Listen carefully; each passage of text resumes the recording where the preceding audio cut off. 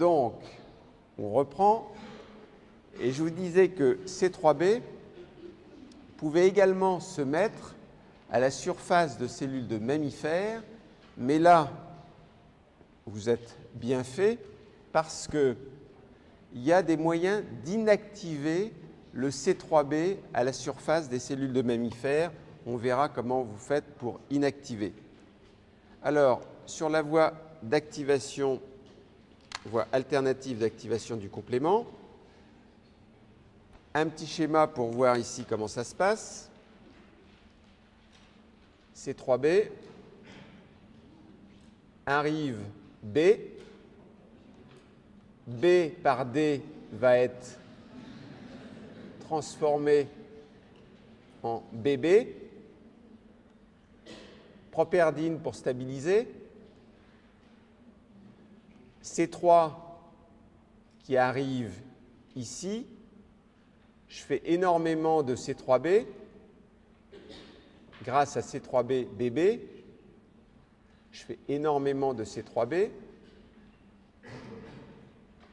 Lorsque j'ai C3b BB C3b, je deviens une C5 convertase et je vais pouvoir faire du C5b. D'accord? Donc c'est la même chose, mais version animée. Alors, on le voit, ça va tout seul. D, hop, je stabilise, je transforme du C3, je refais du C3b. C3b, C3b, BB, ça fait une C5 convertase. Je fais du C5b. Bien. Maintenant, c'est ce que je voudrais, c'est passer à la diapo suivante, mais il n'a pas l'air de vouloir passer à la diapo suivante. Là, on va le passer tout seul. Voilà. Bien. J'ai compris, ce n'était pas allumé. Là, on a vu la voie alternative et on va regarder la voie classique. La voie classique, c'est celle qui nécessite l'action d'anticorps qui viennent se fixer, par exemple, sur une bactérie. Comment ça marche? La voie classique. Vous voyez que ici, pour qu'il y ait un démarrage de la voie classique d'activation du complément, j'ai besoin de l'action d'un complexe multiprotéique que l'on appelle C1. C1, c'est ce complexe ici qui est en bleu. Alors C1, c'est fait ici d'un complexe de plusieurs protéines qui sont C1Q. Il y en a 6 chaînes de C1Q, 1, 2, 3, 4, 5, 6, elles sont bien là. 6 chaînes de C1Q et vous avez d'autres protéines qui sont en fait des protéases, 2 chaînes C1R et 2 chaînes C1S. Elles sont ici. Donc ça vous fait C1Q, C1R2S2. Ici, ce sont des protéases. Et ça vous fait le complexe C1. C'est celui dont vous aurez besoin pour démarrer, une fois qu'un anticorps se sera fixé à un antigène, pour démarrer donc la voie classique d'activation du complément. Alors, il y a une chose, c'est que pour que C1Q se lie à une molécule d'anticorps, il n'y a qu'un site de liaison pour C1Q par anticorps. C'est-à-dire que vous n'avez par anticorps qu'un site de liaison C1Q. D'accord? Par contre, pour que ce complexe soit actif, il faut que ce complexe ait lié 2 molécules d'anticorps. Alors, ce qui veut dire que vous dites, pour les IgG, je vais commencer par les IgG. Les IgG, lorsqu'elles sont sous forme soluble, Ça veut dire que ce complexe C1Q n'attrape à chaque fois sous forme soluble qu'une molécule d'anticorps. Donc ça ne va pas activer la voie classique. Par contre, lorsque les IgG seront ici cotés ou auront fixé plusieurs molécules d'antigène, par exemple à la surface d'un microbe, cette fois-ci, le C1 aura fixé au minimum 2 IgG et il va pouvoir être activé. Donc, il n'est pas activé, les IgG en phase soluble, il est activé simplement lorsqu'il y a plusieurs IgG qui se trouvent liés à un antigène. Donc, activation là, non, activation, oui. Alors, vous dites, pour les IgM, même si je suis en phase soluble, je vais pouvoir activer la voie classique du complément parce que je vais attraper en phase soluble plusieurs, ici, immunoglobulines. C'est pentavalent. Donc, si j'en attrape 2, ça va me suffire, je vais pouvoir activer. Ben non. Je ne vais pas pouvoir activer parce que dans ces cas-là, vous avez l'IgM soluble qui a une forme assez plane. Et sur le plan stérique, lorsque l'IgM soluble est de forme plane, le complexe C1 ne peut pas attraper l'IgM soluble qui est plane. Lorsque l'IgM soluble vient se fixer à la surface, par exemple, d'une bactérie, à ce moment-là, l'IgM soluble perd sa forme plane, il attrape une espèce de forme en agrafe, d'accord? Et à ce moment-là, ça permet au complexe C1 de se fixer sur au moins 2 monomères de l'IgM, qui est un pentamère. Donc, il y a vraiment une subtilité. À chaque fois, c'est amusant le complément. Tout à l'heure, vous aviez une subtilité sur le C3b qui était actif ou pas actif, d'accord, en forme soluble ou forme liée. Là, la subtilité, c'est au niveau de IgG et IgM. Bien, maintenant, ça y est, j'ai attrapé ou j'ai pu activer les protéases qui sont dans le complexe C1, d'accord? Les protéases, les voilà, elles sont là. J'ai pu les activer. Donc, j'active les protéases et il va y avoir en fait une liaison d'une nouvelle protéine que vous ne connaissiez pas encore. Pour l'instant, vous connaissiez C3. Maintenant, vous faites la connaissance dans la voie classique de C4. Et C4 va pouvoir être clivé par l'action des protéases de C1. C'est-à-dire les protéases ici qui sont C1, R2, S2 vont pouvoir cliver C4. Bien. C4 également, qui s'est clivé maintenant, il va y avoir un autre clivage qui va se faire, c'est le clivage de C2. Et lorsque j'ai clivé, toujours grâce à C1, à la fois C4 et à la fois C2, dans ces cas-là, j'ai formé un complexe C4b 2b. 2b, c'est un résulte du clivage de C2, C4b du clivage de C4 et 2b du clivage de C2. Eh bien, C4b 2b, ça me fait ma C3 convertase dont j'avais besoin. C'est l'équivalent de tout à l'heure C3b bb. Bien, j'ai ma C3 convertase. Maintenant, je dois aller plus loin. J'ai ma C3 convertase. Je peux cliver du C3 de façon accélérée, comme tout à l'heure. Donc, je clive avec ma C3 convertase, qui est cette fois-ci C4b 2b. Je clive beaucoup de C3. Clivant beaucoup de C3, j'ai du C3b. Et comme tout à l'heure, lorsque je fais C4b 2b, C3b, j'ai une C5 convertase. Tout à l'heure, la C5 convertase, c'était C3b, bb, C3b. Ici, c'est C4b, 2b, C3b. J'ai ma C5 convertase je peux former du C5B et du C5A. Bien. Alors, ça va être animé là aussi. On va regarder ça. Alors, vous voyez arriver ici le complexe C1. C'est gros, ça. Hein? Il se lie à 2. Hop. C4B qui s'est clivé. Hop. Vous avez à la fois le clivage de C4B, le clivage de C2B. J'ai du C4B, C2B en fait. Ouais, tiens, il y a des problèmes sur certains livres. Je l'avais noté sur certains livres. Il y a eu un changement de nomenclature. Et maintenant, je vous ai toujours dit que c'était C4B. Ici, on est bien que je ne me trompe pas en... La bonne nomenclature, c'est moi qui l'ai. Je pense que c'est 2B et non pas 2A. Là-dessus, C3, ils hésitent. Ah, enfin,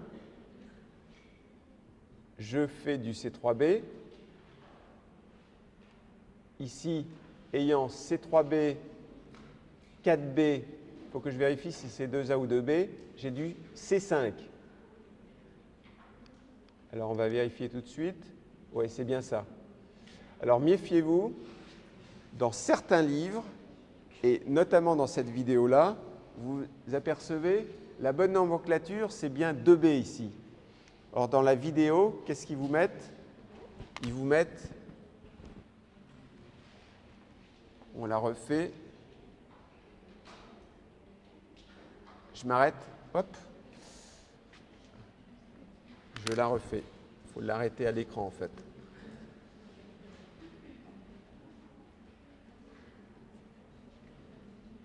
Voilà. Le degré de confusion, c'est ici. Faites attention, c'est bien C4B 2B et non pas C4B 2A. Or, dans certains livres, vous allez retrouver C4B 2A. C'est un problème de nomenclature. Maintenant, c'est toujours le fragment, le gros, c'est toujours 2B et le petit 2A. Je suis désolé de ça, j'y suis pour rien, ce n'est pas une erreur. Ça m'a posé bien des problèmes. Bien. Alors, j'ai la voie alternative, je m'y suis retrouvé, j'ai la voie classique. Maintenant, la voie des lectines, c'est la troisième voie. En fait, les microbes peuvent attacher des structures assez grosses qui sont ce qu'on appelle globalement des lectines. Et lorsque il y a cet attachement des lectines, ces lectines, elles ont quelque chose d'assez particulier. Elles sont ici en jaune, mais elles ressemblent furieusement au complexe ici C1 que vous aviez vu, notamment ces lectines qui vont se lier aux mannoses qui se trouvent sur les microbes, ce qui est pratique.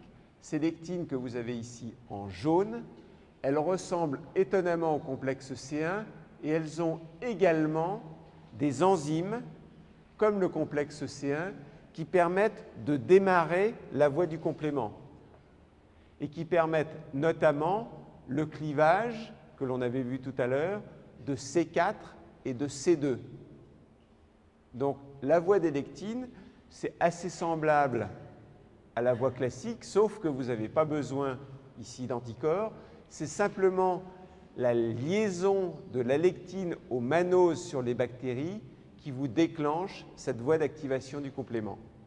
Mais là, quand on regarde comment ça se passe, à part l'étape initiale ici qui est différente, là c'est lectine, là c'est le complexe C1, ensuite vous retrouvez C4B ici, C2B, C4B, C2B, ça vous fait la C3 convertase.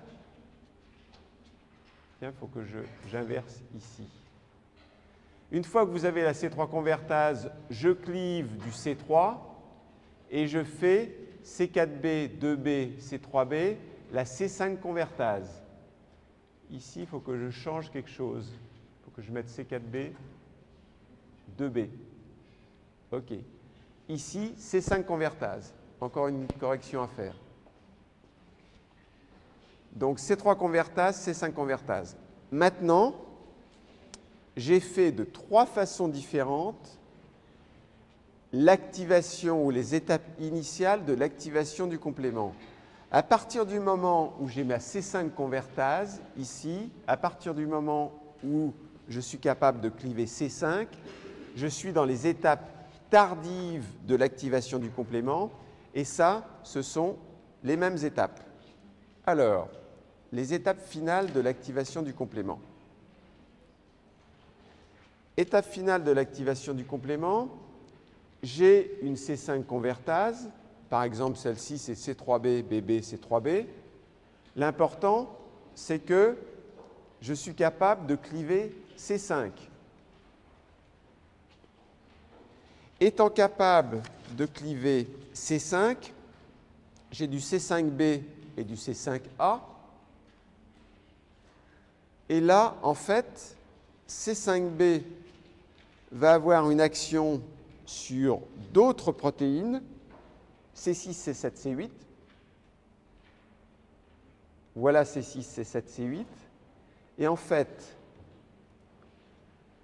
C6, C7 et C5b, avec l'aide de C8, C6, C5b et C7, ça fait un espèce de récepteur, vient se mettre C8, et en fait, C6, C5b, C7 et C8 vont permettre l'assemblage de plusieurs molécules de C9. Ça s'arrête à C9. Hein. Vous n'avez pas C10, C11, C12. C9, vous avez gagné. Et cet assemblage de C9, qui était un polymère qui était dissocié, ça permet à C9 ou à ces multiples C9 de s'associer et de faire un complexe d'attaque membranaire. D'accord ?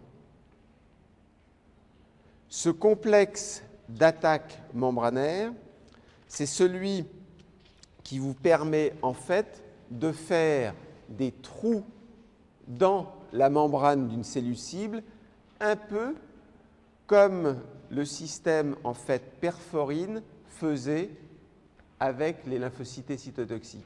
Là, ce n'est pas de la perforine qui vous fait des trous dans la membrane, c'est en fait les C9 qui se sont, polymérisés grâce à cette cascade d'activation du complément. Donc 3 voies, 3 étapes initiales, ensuite les étapes tardives, formation du complexe d'attaque membranaire, donc c'est bien.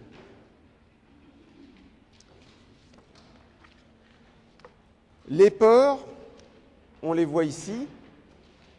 Vous voyez le complexe d'attaque membranaire. Vous voyez tous les petits trous qui sont faits dans la membrane. Le diamètre de ces pores, c'est d'à peu près 100 angstroms. Et une fois que vous avez fait ces pores, vous pouvez faire rentrer à l'intérieur de la cellule de l'eau. Vous pouvez faire entrer un certain nombre de granules cytolytiques qui vont provoquer en fait l'apoptose de la cellule, comme le système perforine-granzyme avait provoqué l'apoptose des cellules sous l'action des cellules T cytotoxiques.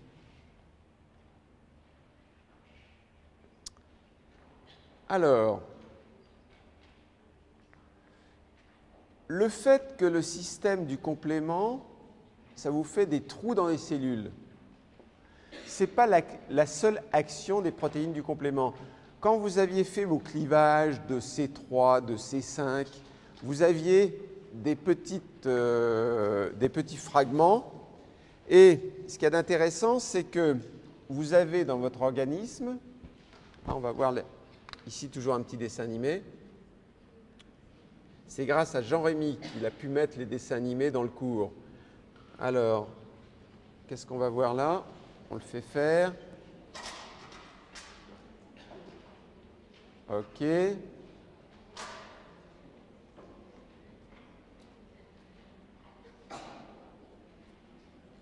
C3, C5, clivage, C5, voilà.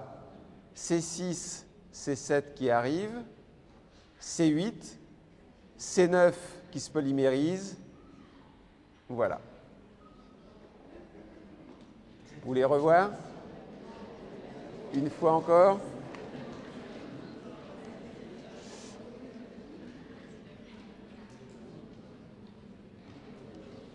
Ah. Voilà.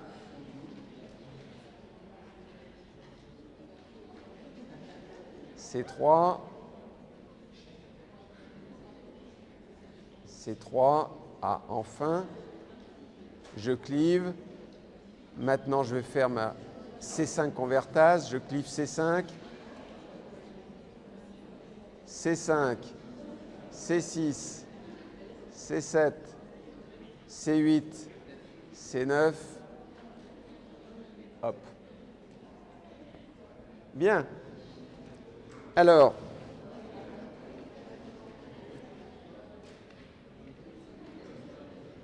beaucoup des actions en fait du complément ne sont pas uniquement dues à cette formation en fait de pores et de complexes d'attaque membranaire, mais sont dues au fait qu'il y a de nombreux fragments du complément, C3A, C4A, C5A, petits fragments donc, puisque c'est la lettre A.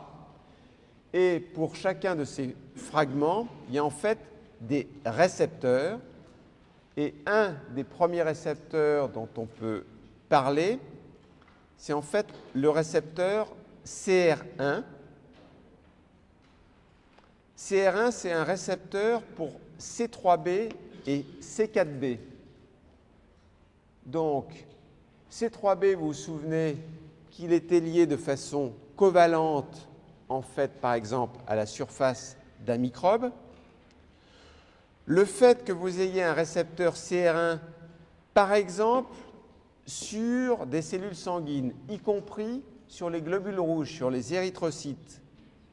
Vous avez des récepteurs CR1 sur les neutrophiles, sur les monocytes, sur les éosinophiles, sur les cellules T, sur les cellules B, sur les cellules dendritiques qui sont assez particulières, les cellules dendritiques folliculaires. Vous vous souvenez, c'est celles qui sont, ce n'est pas les cellules dendritiques qui sont au niveau de la peau, c'est les cellules dendritiques qui sont à l'intérieur du ganglion. Ben, toutes ces cellules ont en fait un récepteur CR1 pour C3b. Alors, par exemple, un macrophage, ici, qu'est-ce qui se passe? Ça va vite. Ce macrophage, il est capable d'attraper en fait le microbe, pas uniquement pour le récepteur FC, mais également pour le récepteur CR1. Il y a ici, il faudrait que je le ralentisse, ça va trop vite. Il y a ici le microbe qui a été recouvert, qui a été opsonisé avec C3b, c'est absorbé, c'est détruit. D'accord? Donc, CR1, on voit bien ici avec cet exemple que le complément, c'est important pour l'élimination de microbes grâce à la phagocytose que réalisent des macrophages. Et ces macrophages peuvent réaliser la phagocytose parce qu'ils attrapent le microbe qui s'est lié en fait à l'anticorps, mais aussi grâce au microbe qui porte C3b. Ça permet la phagocytose. Autre schéma, ici, le récepteur du complément, je vous ai dit, il y en a beaucoup aussi sur les érythrocytes. Alors, qu'est-ce que ça permet, les érythrocytes? Les voilà. Elles ont bien le récepteur pour le C3b. Qu'est-ce que ça va faire? Vous avez ici visiblement un complexe immun. C3b, vous vous souvenez que ça se lie non seulement de façon covalente à la surface de microbes, mais que ça se lie également sur les immunoglobulines, et en particulier sur les complexes immuns. Vous avez ici un complexe immun, complexe entre antigènes, anticorps. C3b ici, parce que sur la région constante des immunoglobulines, il y a un site de liaison pour C3b. Les globules rouges, ils ont un récepteur CR1 pour C3b. Voilà, le récepteur, si vous regardez bien, il est là. Et qu'est-ce que ça va faire? Ça va permettre aux globules rouges de transporter les complexes immuns au niveau du foie. Et une fois que ça a transporté les complexes immuns et ça les a déposés au niveau du foie, le globule rouge, il repart dans la circulation. Hop, je transporte, je repars. Bien. Autre chose, autre récepteur, celui-ci vous le connaissiez. Mais vous avez un autre fragment ici qui est C3d. C3d, c'est un fragment qui est extrêmement important parce que ça va permettre la formation du complexe corécepteur.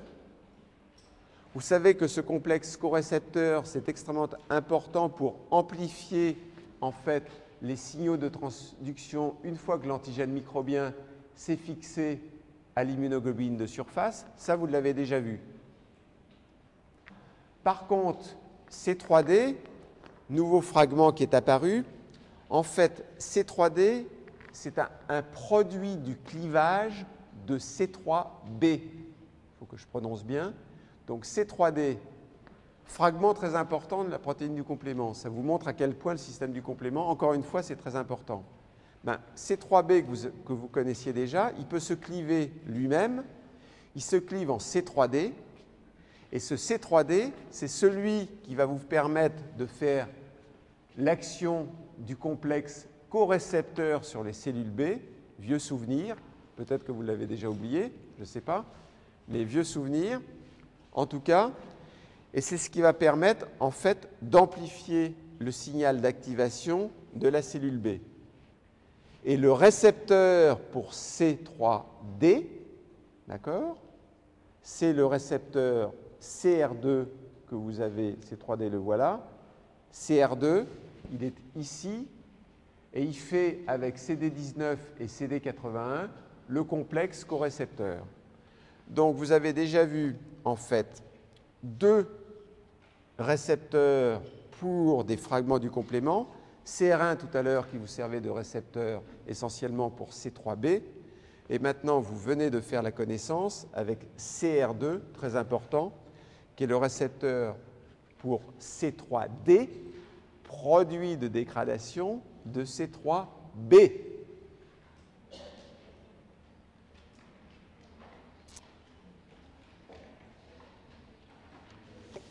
Alors, c'est pas simple. Il y en a d'autres récepteurs. On a vu CR1, il y a CR2, il y a CR3 qui s'appelle MAC1, il y a même CR4, mais déjà avec CR1, CR2, c'est déjà bien. Alors, CR2, celui que vous avez là, c'est un récepteur pour C3d, mais au passage, c'est un récepteur pour le virus d'Epstein-Barr. Vous retrouvez la notion que l'on avait tout à l'heure, vous aviez la notion que dans les mécanismes humoraux de défense, il y avait les anticorps. Les anticorps, ils attrapaient justement, par exemple, un virus avant qu'il se fixe à son récepteur cellulaire. Là, vous avez un exemple de récepteur cellulaire, puisque c'est CR2. Le virus d'Epstein-Barr, c'est responsable de deux maladies. Une qui est la mononucléose infectieuse, c'est quelque chose qui touche les jeunes adolescents. Pourquoi ?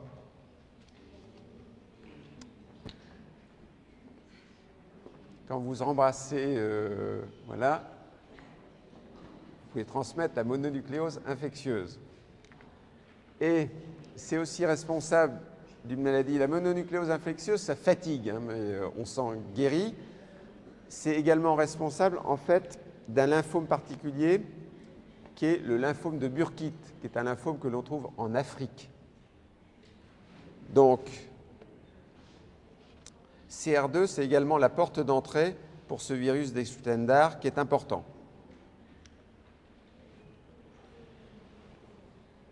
Je dis le complément, c'est un système qui est puissant puisqu'il y a une espèce d'amplification qui se fait, mais il faut le réguler.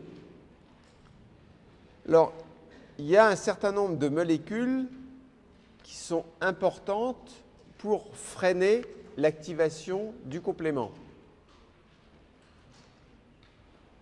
Première molécule qui va permettre de vous réguler l'activité du complément, c'est en régulant tout simplement l'activité de C1.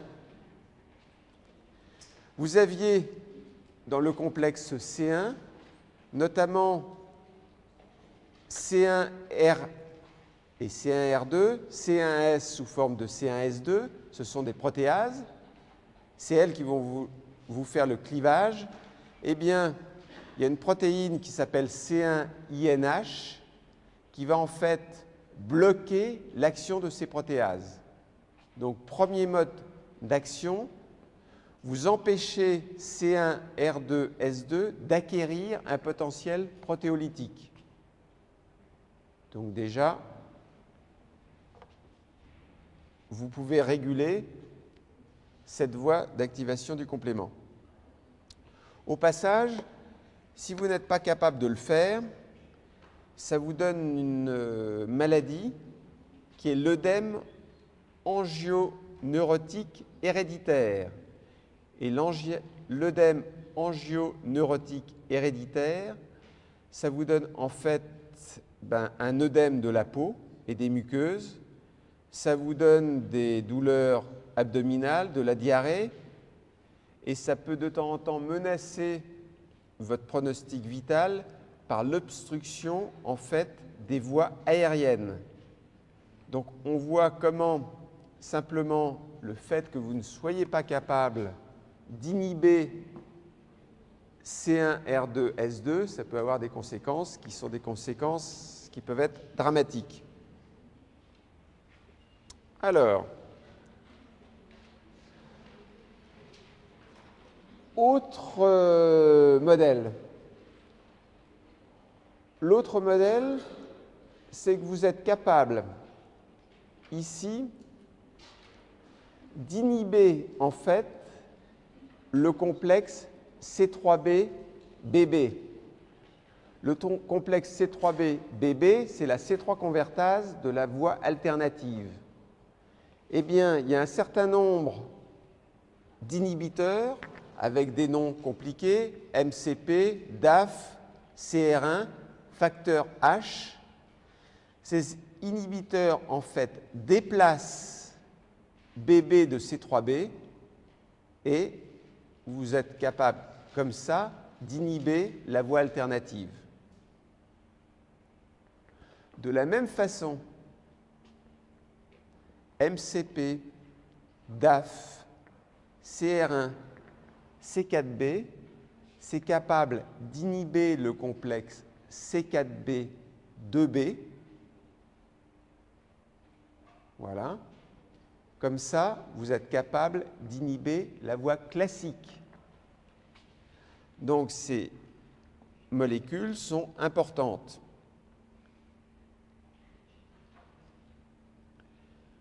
Alors, ces molécules qui sont en bleu ici, vous voyez qu'elles sont insérées dans la membrane. Et en fait, DAF, par exemple. DAF, c'est une molécule qui est insérée dans la membrane grâce à un lien, alors c'est à nouveau imprononçable, glycophosphatidyl'inositol. Donc, il y a un glycophosphatidyl'inositol qui permet à DAF de s'insérer dans la membrane. Pourquoi je vous parle de ça? Parce que pareil, il y a une conséquence relativement difficile. Il y a une maladie qui est une maladie assez grave qui s'appelle l'hémoglobinurie paroxystique nocturne. L'hémoglobinurie paroxystique nocturne qui provoque des hémolyses intravasculaires. Et cette hémoglobinurie paroxystique nocturne, elle est due au fait que des molécules comme DAF ne sont pas capables de s'insérer dans la membrane. Donc vous vous dites, OK, je ne suis pas capable d'insérer DAF dans la membrane, je ne suis pas capable d'inhiber les voies d'activation du complément, puisque DAF, au passage, je le retrouve ici pour la voie alternative et ici pour la voie classique, ben, j'ai une maladie qui est une maladie extrêmement sérieuse. Alors, depuis peu, et ça, on va le voir apparaître, voilà DAF, depuis peu, il y a un médicament qui est un anticorps qui est justement utilisé pour le traitement de l'hémoglobinurie paroxystique nocturne. Alors, cet anticorps, qu'est-ce que c'est? Soliris, eculizumab. Zumab, ça veut dire que ça va être un anticorps humanisé. Bien. Alors, au passage, vous avez hot. Ça veut dire que c'est important et qu'il peut y avoir des questions posées dessus. D'accord? Qu'est-ce que c'est cet anticorps? En fait, Soliris, c'est un anticorps anti-C5. Je ne suis pas capable d'inhiber la voie d'action du complément parce que je ne suis pas capable d'insérer DAF. Ben, je vais agir plutôt en aval, en dessous, c'est-à-dire que je ne suis pas capable de freiner l'action de ces trois convertases, l'action de ces 5 convertases. Ce que je vais faire avec Soliris, c'est que je vais bloquer ici ces 5. D'accord? Bien. Donc, un médicament. Je bloque l'action de C5. Bloquant l'action de C5, je bloque non seulement la formation d'un complexe d'attaque, mais je bloque également la formation de C5A. C5A, ça fait partie de ces petits fragments qui sont importants dans les processus inflammatoires. Alors, autre mode d'action, ici, comment je fais? Ici, j'ai un clivage qui est médié par le facteur I de C3b, C4b. Voilà le facteur I. Qu'est-ce qui fait le facteur I? Les facteurs MCP, CR1 et H, ça agit pour le clivage protéolytique médié par le facteur I. Bien. Eh bien, j'ai une protéine qui est C4BP, qui agit comme facteur pour le clivage protéolytique médié par le facteur I. Qu'est-ce que ça va faire? Ici, hop, je reviens ici. Ben, je vais en fait, grâce à C4BP, je vais faire un clivage protéolytique des C4b ou des C3b. Bien. Liaison covalente. Je revois ici. J'ai le facteur I, je le fais agir, qui produit le clivage de C3b ou de C4b. D'accord? Clivage de C3b ou de C4b. Et ensuite, je fais venir C4bb. Ça agit comme un cofacteur pour le clivage protéolytique médié par le facteur I. Complexe. Mais bon. Alors, dernière chose que je peux faire, je peux utiliser une molécule qui est CD59 pour inhiber finalement la formation du complexe d'attaque membranaire. Si CD59 bloque C6, C7, C8 et C5b, je n'ai pas de formation du complexe d'attaque membranaire, je ne fais plus de trou. Donc là, ici, j'ai CD59, ça inhibe en fait la réunion de tous les polymères C9. Donc, je ne fais plus de trou.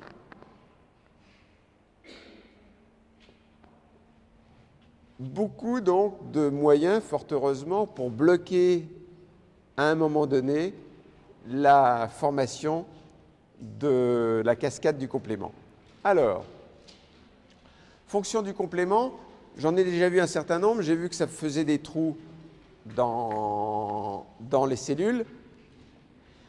C'est la lisse cellulaire des microbes, mais ça agit également, ici, ça facilite la phagocytose.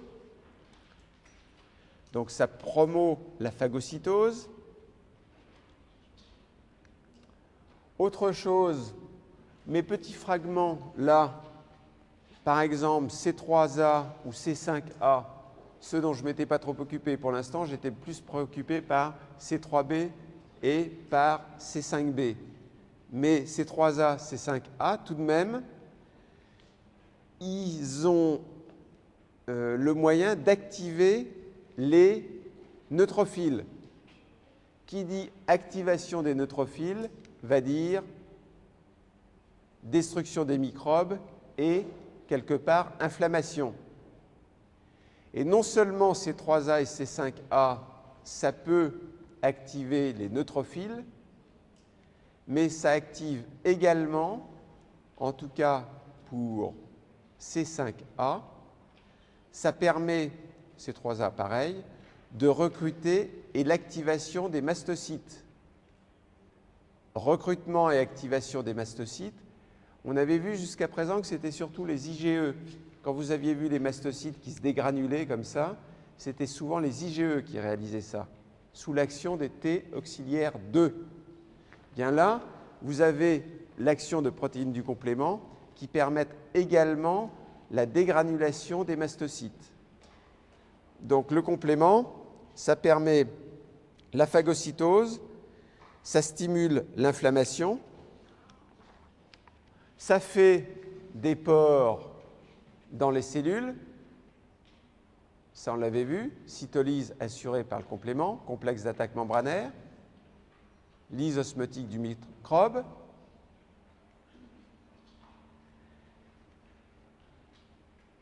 ici on l'a vu, phagocytose, on l'a vu. Ah, une chose qui est importante. Vous aviez vu tout à l'heure que le C3b, ça permettait, puisqu'il y avait des récepteurs pour le C3b sur les érythrocytes, je vous avais dit que ça permettait de transporter en fait les complexes humains au niveau du foie. Maintenant, puisque je suis sur les activités du complément, l'activité du complément, une fois que vous avez transporté grâce aux globules rouges vos complexes humains au niveau du foie, l'érythrocyte, le globule rouge, peut repartir. Mais il peut se passer autre chose. Qu'est-ce qui peut se passer? Je vais le montrer ici. Voilà. Là, vous avez autre chose. C'est un petit peu différent. Ce que vous avez ici, ce n'est pas, comme sur cette diapo-là, ce n'est pas le globule rouge qui attrape un complexe humain au niveau du foie. Hop, hop, hop, hop. Voilà. Ici, je fais autre chose. C'est C3b qui est fixé sur un anticorps et cet anticorps-là est dirigé contre un antigène de l'érythrocyte. D'accord? Et à ce moment-là, qu'est-ce qui se passe au niveau, cette fois-ci, de la rate? C'est que dans ces cas-là, l'érythrocyte est attrapé au niveau de la rate et va être éliminé. Ça n'a rien à voir avec ce que je vous ai montré tout à l'heure. Tout à l'heure, ce que je vous ai montré, je vais reprendre pour être plus clair. Tout à l'heure, ce que je vous avais montré, je répète, c'est l'érythrocyte qui a transporté au niveau du foie des complexes immuns dirigés contre des antigènes X. Ce qui m'intéresse, c'est le complexe immun. D'accord? Au niveau du foie, mon érythrocyte, il va repartir, mais il a déposé au niveau du foie le complexe immun. Vous êtes d'accord? Ayant déposé au niveau du foie le complexe immun, il peut être attrapé par des macrophages du foie et il peut être dégradé par les macrophages du foie. Bien, ça c'est clair. Je reviens ici. Là, c'est autre chose. C'est des anticorps qui sont cette fois-ci dirigés contre un antigène de l'érythrocyte. Je transporte cette fois-ci au niveau de la rate.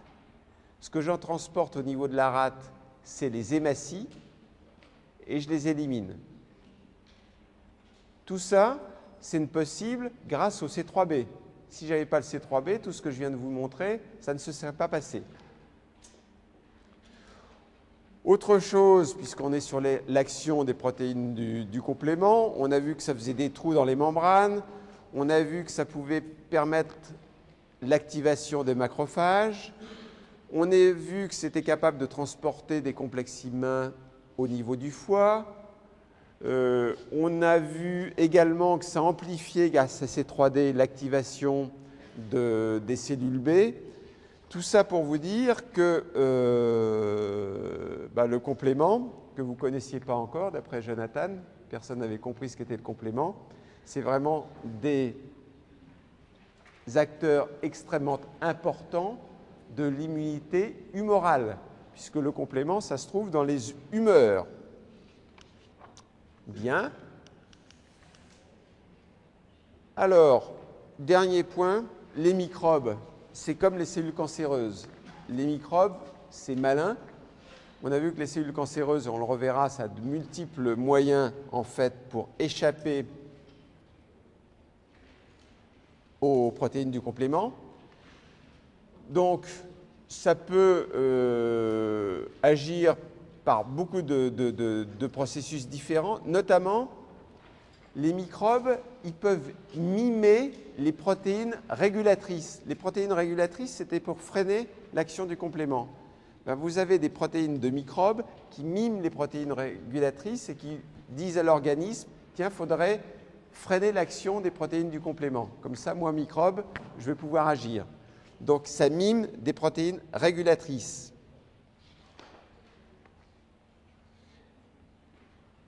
Bien. Dernier point que je veux voir, et ça en sera fini pratiquement pour les mécanismes effecteurs de l'immunité humorale, c'est simplement pour vous rappeler qu'il y a des fonctions particulières des anticorps dans des sites anatomiques particuliers. D'abord, sites anatomiques particuliers, ce sont les muqueuses, et en particulier les muqueuses digestives.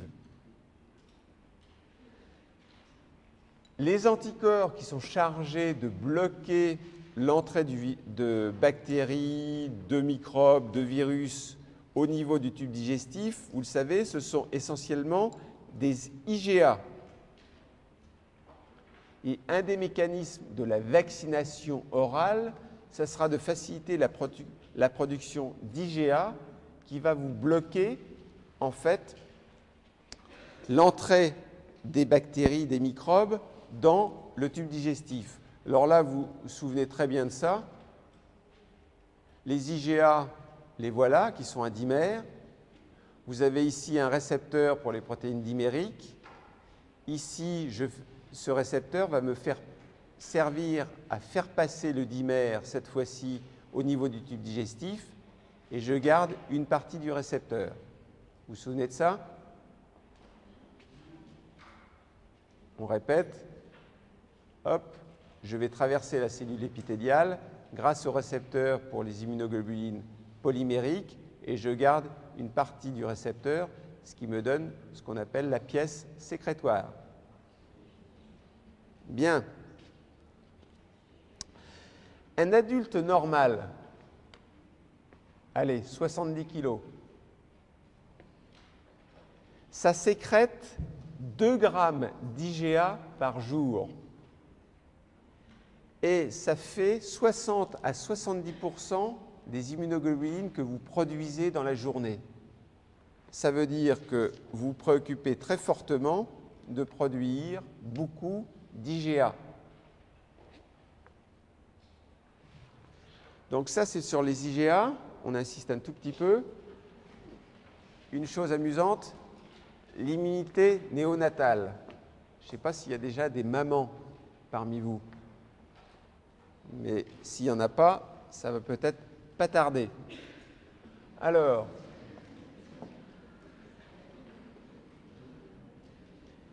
comment allez-vous protéger en fait l'embryon et en fait le bébé lors des premiers jours?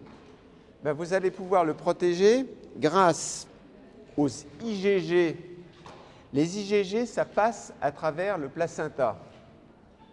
Voilà une maman, visiblement, il n'y a pas de déni de grossesse. Je ne sais pas si vous avez vu toutes les émissions actuellement sur le déni de grossesse, mais ce qui vous donne un ventre plat.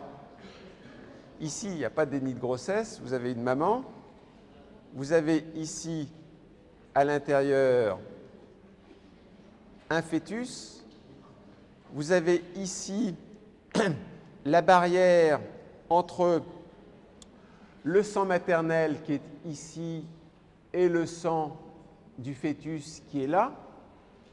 Et vous avez ici ces cellules trophoblastiques qui font la barrière entre le sang maternel qui est ici et le sang du fœtus. On va regarder ça d'un petit peu plus près.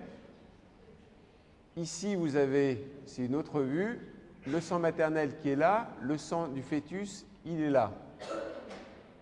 Eh bien, les cellules trophoblastiques que vous avez ici, elles laissent passer les IgG, ce qui va vous permettre à votre fœtus de pouvoir se défendre.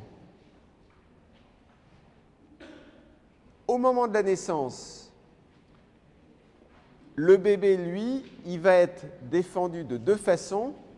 Il a toujours les IgG qu'il a eu au cours de la vie fœtale et qu'il va conserver quelque temps. Mais en plus de ça, si la maman allaite, il va y avoir dans le lait maternel des IgG et des IgA.